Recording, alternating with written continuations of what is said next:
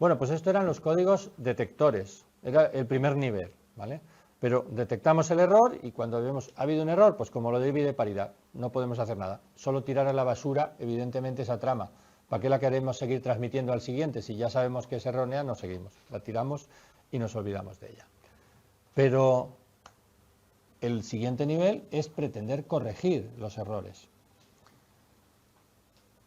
Bueno, se puede ver como una forma de mejorar la relación señal-ruido del canal. Es decir, tú tienes un determinado canal de transmisión que por su relación señal-ruido, de acuerdo a la ley de Shannon que veíamos el otro día, te permite transmitir un caudal de bits por segundo. Ahora, si tú pones un código corrector, lo que sucede es que con ese mismo canal, con esa misma calidad, vas a ser más robusto. Entonces vas a poder exprimir más. Por ejemplo, vas a poder ir a una modulación más rica, con más bits por símbolo, cosa que antes no podías porque ya te daba demasiados errores, pero como tienes un código corrector, a lo mejor ahora puedes. Entonces, por eso digo que los códigos correctores se pueden ver como una forma un poco artificial, por eso digo virtual, de mejorar la relación señal-ruido del canal. Y aunque lo estamos viendo aquí en el nivel de enlace, casi siempre suelen ir implementados realmente en la capa física. Lo que pasa que como la función de control de errores tradicionalmente es de la capa de enlace, me parecía más lógico hablar de los códigos correctores aquí, en la capa de enlace, pero que sepáis eso, que están realmente en la capa física. Por ejemplo, en Ethernet, todas las Ethernets desde la primera, desde la del cable coaxial, utilizan el nivel de enlace el mismo. El nivel de enlace es intocable en Ethernet. Pero la capa física se va modificando cuando se pone la Ethernet de 100 megabits, de gigabit. Evidentemente, cada nueva velocidad implica toda una capa física nueva. Pues la Ethernet de 10 gigabits ha incorporado, que antes no estaba, un código corrector de errores para hacerla más resistente a un entorno hostil. Como va más al límite de las posibilidades del cable y la fibra, pues la Ethernet de 10 gigabits ya lleva embebido un código corrector en la capa física, ¿vale? Si eso hubiera estado en la capa de enlace, no se habría podido añadir, porque la capa de enlace, como digo, es inmutable. Y, como decía, puede parecer un poco mágico esto del código corrector, pero podemos ver un ejemplo muy sencillo de cómo eso es posible.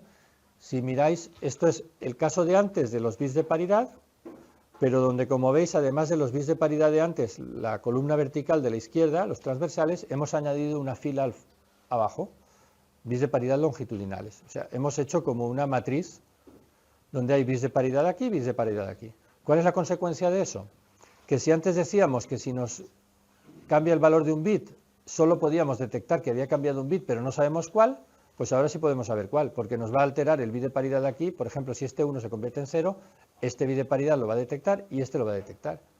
Y por eso vamos a saber cuál era el bit que había fallado, ¿vale? Y lo podemos corregir. Claro, esto tiene serias limitaciones. Enseguida podéis pensar en combinaciones de errores que pasarían no detectadas. Pero es que este es un caso de un código corrector muy simple. Es para que veáis, digamos, el ejemplo de que es posible la corrección, ¿vale? La idea siempre es la misma. Al final lo que tenemos es que añadir información de control, en este caso esta fila y esta columna, ¿vale? Pagamos un overhead, pagamos un precio, pero a cambio conseguimos una mayor robustez, ¿eh? Lo que estamos es añadiendo redundancia.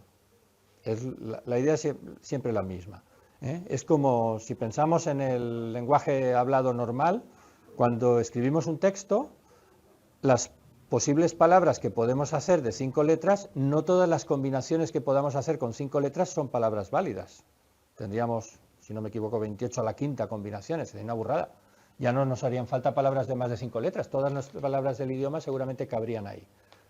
Pero, ¿qué pasa? Primero que algunas serían impronunciables, porque serían solo consonantes, ¿vale?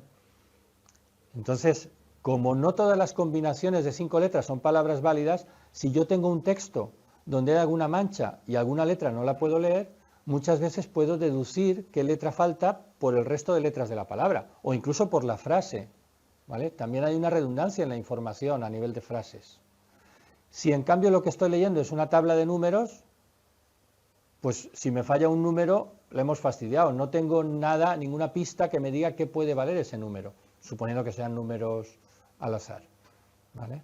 O sea que ahí sí que cualquier combinación es válida. En el caso de la tabla de números no habría ninguna redundancia, en el caso del texto sí. Entonces, si añadimos redundancia, podemos detectar e incluso corregir errores.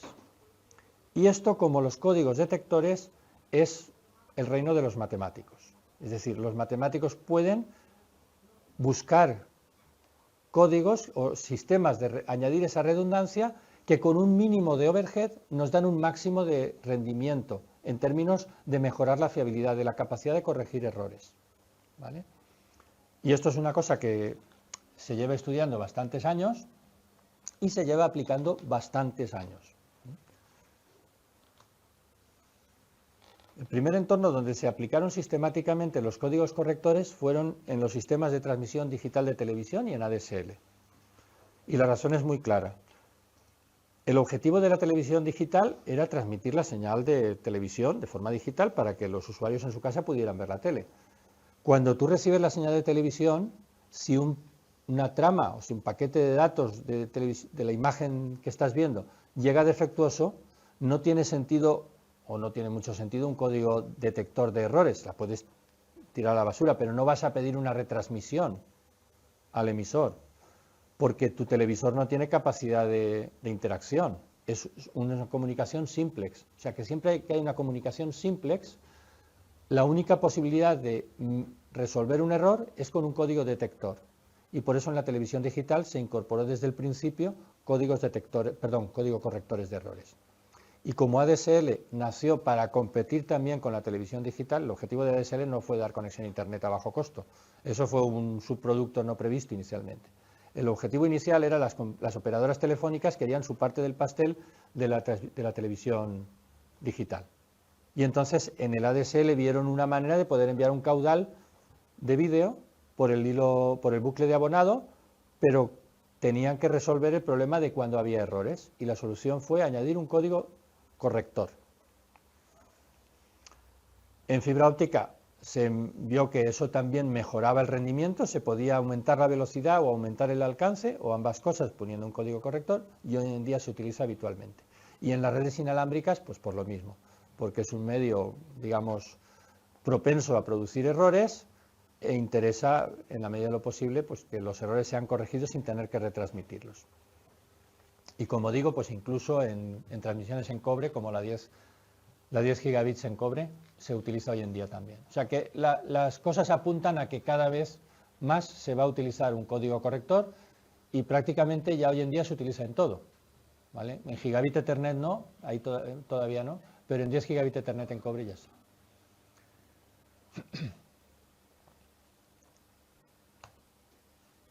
Bueno, históricamente los códigos correctores son una creación de este señor, de Richard Hamming. Richard Hamming era un matemático que estuvo trabajando en el proyecto Manhattan durante la Segunda Guerra Mundial para la confección de las primeras bombas atómicas.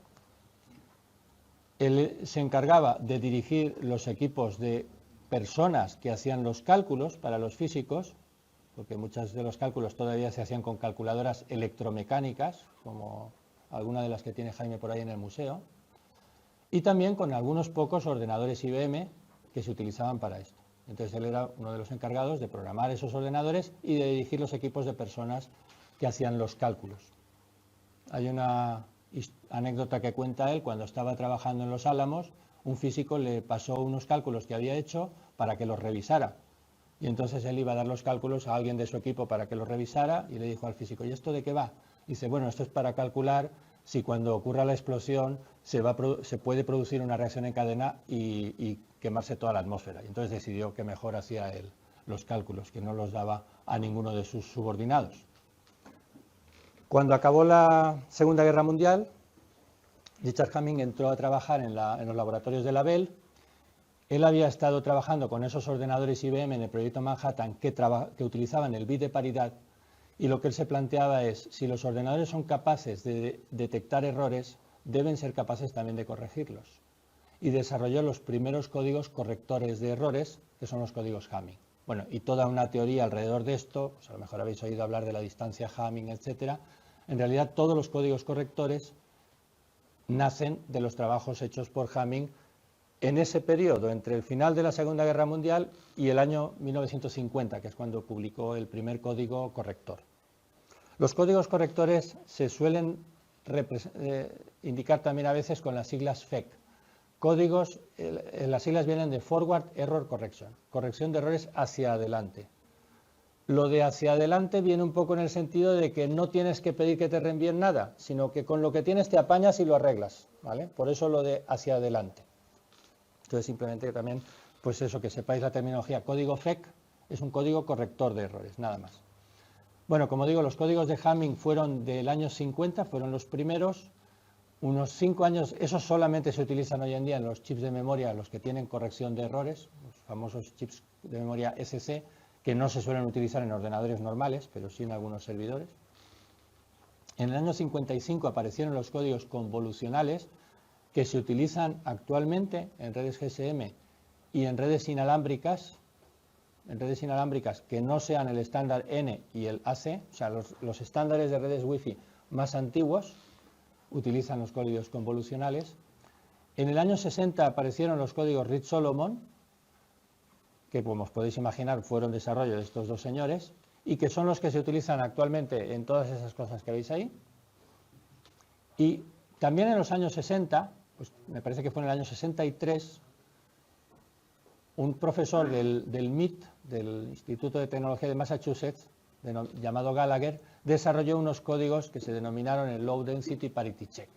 Esto fue en el año 63. Y aquí hay también una historia curiosa. Esos códigos desarrollados por Gallagher, que son más eficientes que todos los anteriores, eran demasiado complejos en aquel entonces, en el año 63, para ser implementados en hardware. Y fueron desestimados porque no eran prácticos. No se podían utilizar. Esto si no va en hardware no sirve, ¿vale? Porque es demasiado lento. En software se puede hacer todo, obviamente. Cualquier algoritmo, por complejo que sea, se puede hacer, pero tarda demasiado. Y si no va en tiempo real, para comunicaciones no sirve. Entonces se olvidaron. Y nadie se acordaba de ellos, y en los años 90, pues alguien desenterrando viejas tesis, vio que estaban esos códigos, que eran más eficientes, que eran muy complejos, pero ya las tecnologías habían evolucionado y ya se podían implementar en hardware.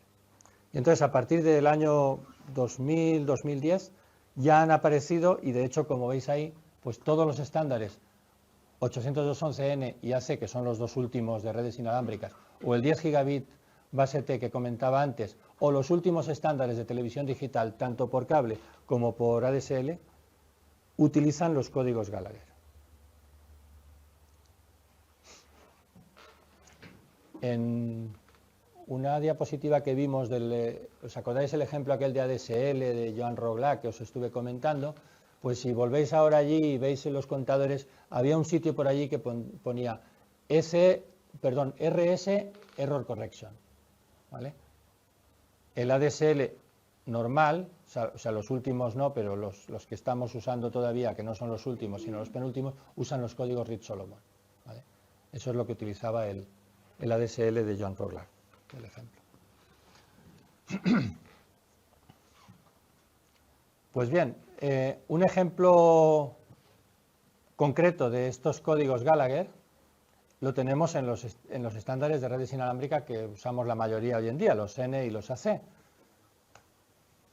En esta tabla tenéis mostrados las diferentes modulaciones que utiliza 811N y AC. O sea, si ahora estáis conectados por la Wi-Fi al AP que hay aquí arriba, este AP es me parece que es el único que tenemos en toda la universidad que soporta AC, ¿vale? Entonces, puede que estéis conectados en cualquiera de estas modulaciones, normalmente en las últimas de la lista, porque estáis a muy poca distancia, tenéis una señal de mucha calidad, entonces normalmente tendréis mucha velocidad. Cuando os conectáis con él, negociáis qué modulación utilizar. Pero además de negociar, que eso conlleva, como ya sabéis, los bits por símbolo, ¿vale? La velocidad del canal es de 40 MHz, que es canal de doble anchura. Si os conectáis, si os conectáis a 5 gigas, si os conectáis a 2,4 no. Pero bueno, suponiendo que os habéis conectado a 5 gigas, estaréis usando un canal de 40 MHz de doble anchura, ¿vale? Y según la modulación que estáis utilizando, en el canal de 40 MHz, sea la modulación que sea, estáis usando 30 megasímbolos por segundo. Ya sabéis que el número de símbolos, el caudal en símbolos tiene que ser algo menor que la anchura del canal, en este caso son 30 megasímbolos por segundo. Y entonces uno diría, vale, pues 30 megasímbolos por segundo y un bit por símbolo me dará 30 megabits. Si te conectas de esta forma, sí. Si no, pues sería 30 por 2, 60. ¿Vale? Y fijaros que aquí en la modulación QPSK hay dos posibilidades. ¿Cuál es la diferencia? La diferencia viene aquí. La diferencia es que utilizas o bien un código Gallagher de redundancia 1 entre 2, es decir, de cada 2 bits uno son datos y el otro es overhead, o usas un código Gallagher en redundancia 3/4. De cada 4 bits, 3 son datos y 1 es overhead. Entonces, según estés en este caso o en este, tu caudal útil es de 30 o de 45 megabits por segundo. O sea, si estás con un overhead del 50%, el caudal que en principio sería 30 por 260 se queda en 30. ¿Vale? Entonces, en todos los casos, como podéis ver, el significado de esta columna es el mismo. Nos está diciendo cuál es la eficiencia relativa en términos de cantidad de información útil por información total transmitida. Entonces, a medida que la calidad de la señal va mejorando, tu móvil negocia con el AP cuál de los diferentes modos MCS, esquema de codificación y modulación, va a utilizar. Y tiene 10 posibilidades.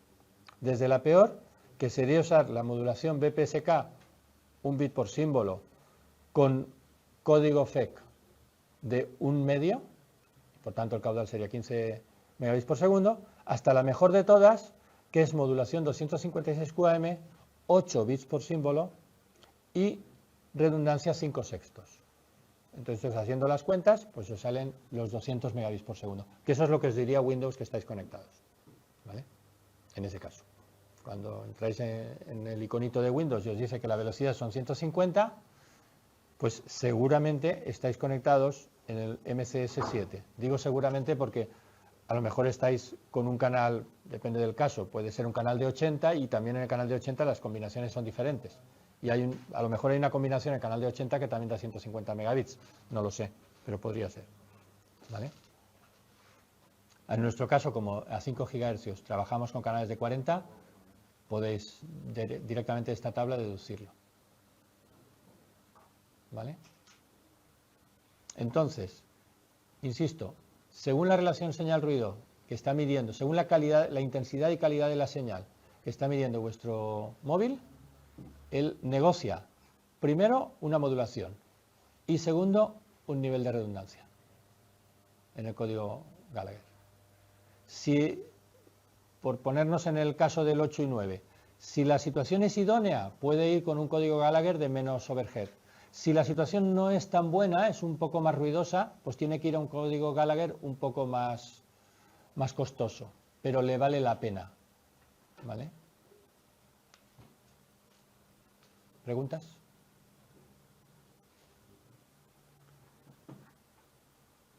Bueno, esto era un ejemplo, pero hay más.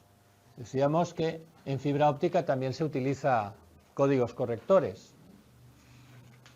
Tan es así que la ITU, en fibra óptica, se me olvidó decir, normalmente en fibra óptica monomodo, ¿eh? Estamos hablando de conexiones de larga distancia, que es donde realmente más interesan todas estas cosas. Pues la ITU ha desarrollado incluso un estándar para el uso de los códigos FEC en fibra óptica.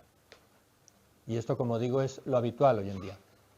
¿Con eso qué se consigue? Pues en la siguiente diapositiva tenemos la respuesta. Aquí tenéis un ejemplo con datos reales de cuál es la tasa de error que se mide en función de la relación señal-ruido. En la fibra óptica también la relación señal-ruido importa. Acordaos que estaba aquello de que puedes poner amplificadores hasta que ya no puedes poner más porque ya no se entienden los datos. Tienes que poner un repetidor, ¿vale? Porque ya la relación señal-ruido ha bajado tanto que empiezas a tener riesgo de demasiados errores. Pues bien, si yo quiero tener una tasa de error, supongamos, de 10 a la menos 8, ya sabéis que en fibra óptica normalmente sería mucho menos que eso, estaríamos en 10 a la menos 8, pero vamos a quedarnos en 10 a la menos 8. Si no uso ningún código corrector, necesito una relación señal-ruido de 12 decibelios. Si pongo un código corrector que tan solo me cuesta un 1,5% de overhead, o sea, solo pierdo un 1,5% del caudal útil, puedo bajar el requerimiento en la relación señal-ruido a 9 o 9 con algo decibelios. Estos 3 decibelios significa que puedo llegar el doble de lejos, o puedo transmitir a un caudal, no lo sé si es el doble, el que sea, superior, seguramente muy superior a un 1,5%. Es decir, me sale rentable, ¿vale? Pago un precio, pero lo amortizo con creces. Y por supuesto, si estoy dispuesto a usar un código corrector con un mayor overhead, como lo de antes, puedo tolerar una peor relación señal-ruido, o puedo aspirar a tener una menor tasa de error. Imaginaros que mi requerimiento fuera 10 a la menos 12. Pues eso significa que en una situación sin código corrector tendría que exigir una relación señal-ruido de más de 14, y en cambio con este código corrector me puedo conformar con una relación señal-ruido de 8 o 7,5. ¿Vale?